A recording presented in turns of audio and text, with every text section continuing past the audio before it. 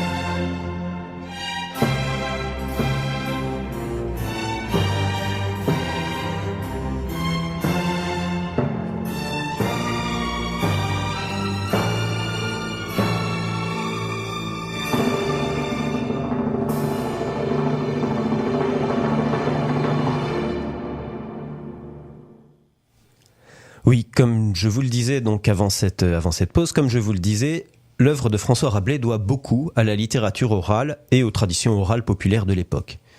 Et y compris ce personnage central dans son œuvre, Gargantua. En général, on pense que Gargantua, bah oui, bien sûr, c'est un personnage qui a été inventé par Rabelais. Mais en fait, pas du tout. Non, c'est un personnage populaire très ancien, tellement ancien qu'on ne sait pas trop d'où il vient, mais apparemment il serait d'origine celtique.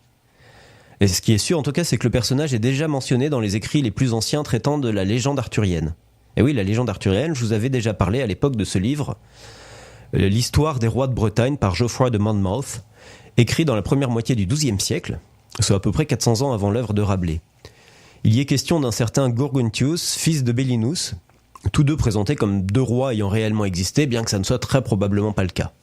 En tout cas, Belinus, ça ressemble à Bélénos, un dieu gaulois célèbre, qui est d'ailleurs souvent invoqué dans les albums d'Astérix. Ouais, donc on a peut-être ici une réminiscence d'un personnage mythologique, dont l'histoire s'est perdue au fil des siècles, un géant qui serait fils d'un dieu gaulois.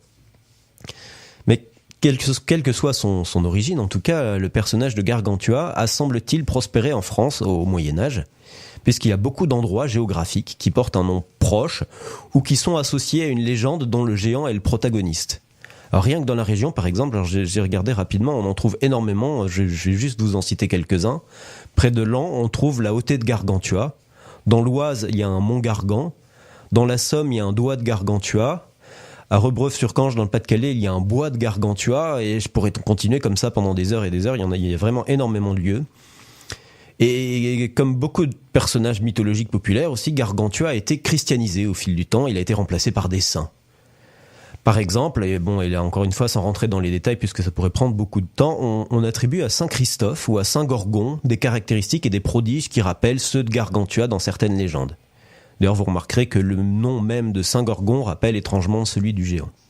Voilà, donc un personnage très populaire à l'époque du Moyen-Âge. Maintenant, vous savez que Gargantua donc, n'a pas été inventé par Rabelais. Mais Gargantua, le livre dont je vous parlais, c'est de lui, n'est-ce pas, hein? Eh bien, même ça, c'est pas évident. Ouais, quelques années avant l'écriture du Pantagruel de Rabelais, a apparu un texte anonyme, intitulé sobrement « Les grandes et inestimables chroniques du grand et énorme géant Gargantua ». Oui, à l'époque, on faisait pas dans la demi-mesure quand on intitulait les livres. Et ce livre raconte que Merlin a un jour quitté la cour du roi Arthur pour protéger ce dernier de ses ennemis, et qu'il est parti s'isoler dans les montagnes pour faire apparaître, à l'aide d'une ampoule qui contenait du sang de Lancelot, des rognures d'ongles de la reine Guenièvre et des ossements de baleine, il a fait apparaître un géant, nommé Grand Gousier. Puis Merlin a renouvelé l'opération avec les ossements d'une baleine femelle, c'est à donner naissance à une géante, nommée Galmelle. Et puis enfin, il a renouvelé une dernière fois l'expérience, cette fois avec les os d'une jument, et il a créé une grande jument, qui était destinée à porter le couple sur son dos. Et les deux géants ont assisté Arthur dans sa lutte contre ses ennemis, et évidemment, à un moment, ce qui devait arriver arriva. Ils ont donné naissance à un enfant démesurément grand qu'ils ont appelé Gargantua. Et je ne vais pas vous raconter l'histoire en entier, mais beaucoup des épisodes de ce texte rappellent les épisodes du Gargantua de Rabelais. L'auteur ne s'est pas simplement inspiré de ce texte, il l'a plagié en grande partie, même s'il a expurgé tout ce qui avait trait à la matière de Bretagne. Oui, il l'a plagié, mais à sa décharge, à l'époque, le plagiat se pratiquait beaucoup, les œuvres n'étaient pas protégées, les auteurs avaient l'habitude de se copier les uns sur les autres. Et c'était quelque chose de tout à fait normal, hein. L'usage, c'était de reprendre ce qui avait été écrit ou raconté oralement par un autre et de le faire sien en modifiant un peu l'histoire. Et oui, et c'est typiquement ce que nous, conteurs, nous faisons encore aujourd'hui. Et puis, il faut savoir aussi que Rabelais n'a peut-être pas tant que ça plagié cette œuvre. On n'en connaît pas l'auteur de ces chroniques sur Gargantua, et il est tout à fait envisageable que Rabelais lui-même en soit l'auteur, ou au moins l'un des co-auteurs de ce texte anonyme. Quoi qu'il en soit, les personnages de géants sont donc très répandus dans les cultures orales populaires, et c'est évidemment le cas dans notre région, où les géants sont des personnages populaires incontournables. Et évidemment, je ne peux pas ici ne pas mentionner la ville de Bailleul, dont le géant s'appelle Gargantua. Eh oui, encore et toujours lui. Et si le Gargantua de Bailleul date du 19e siècle, le géant actuel, existant encore aujourd'hui le plus ancien de la région, c'est Gaillan, qui est apparu en 1530, soit à peu près au moment où Rabelais a écrit ses premiers livres. Et oui, les géants étaient vraiment extrêmement populaires à cette époque-là, et ils le sont encore aujourd'hui, différemment. La tradition était plus vivace que jamais. Aujourd'hui, où on compte à peu près plus de 400 géants qui continuent de se promener. Et où, depuis 2015, certains géants font désormais partie du patrimoine culturel immatériel de l'humanité recensé par l'UNESCO. Oui, vous le voyez, nos géants régionaux ont quelques siècles d'existence, mais cette fascination qu'ont les hommes pour les géants, elle est plurimillénaire. Voilà donc pour cette chronique sur Rabelais et sur Gargantua. Dans quelques instants, après une nouvelle pause musicale, comme d'habitude, je vais vous raconter une histoire. Bon, je vous en dis pas plus pour l'instant. On se retrouve dans quelques instants. À tout de suite.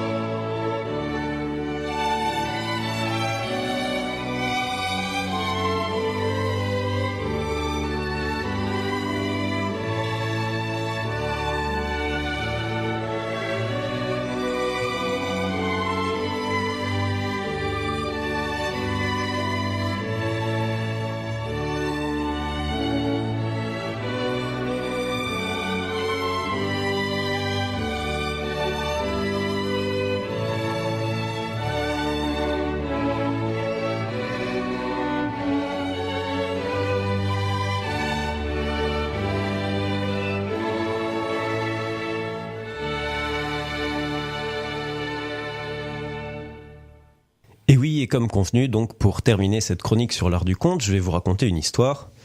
Et je vais vous raconter un fabliau. Alors un fabliau, vous le savez, c'est un peu plus ancien que la période de Rabelais, puisque les fabliaux, on est 200-300 ans avant. Mais pour rester toujours un peu dans la vision, l'approche de Rabelais, je vais vous raconter donc une histoire un peu grivoise, un peu gaillarde. Et je vais utiliser des termes un peu d'époque. Alors on va en profiter pour faire un peu d'étymologie. Alors déjà le premier terme, c'est le terme conil. Alors je sais pas si vous savez ce que c'est un terme qui a complètement disparu du langage. C'est comme ça qu'on appelait le lapin au Moyen-Âge. Et le mot lapin est arrivé à peu près à l'époque de Rabelais, vers le XVIe siècle. Mais conil, donc, c'est l'ancien mot pour désigner le lapin, comme le goupil est l'ancien mot pour désigner le renard. Et ce terme de conil, c'était aussi un terme qui était utilisé pour désigner une partie de l'anatomie de la femme. Voilà, je vous laisse imaginer. Et puis il y a aussi un terme qui est désuet, que vous connaissez peut-être, mais qu'on n'utilise plus du tout, un terme un peu populaire, c'est le terme de vie. V-I-T. Donc ça désigne une partie de l'anatomie masculine. Voilà, donc c'est une précision importante pour pouvoir comprendre cette histoire, qui s'intitule les 4 souhaits de Saint-Martin.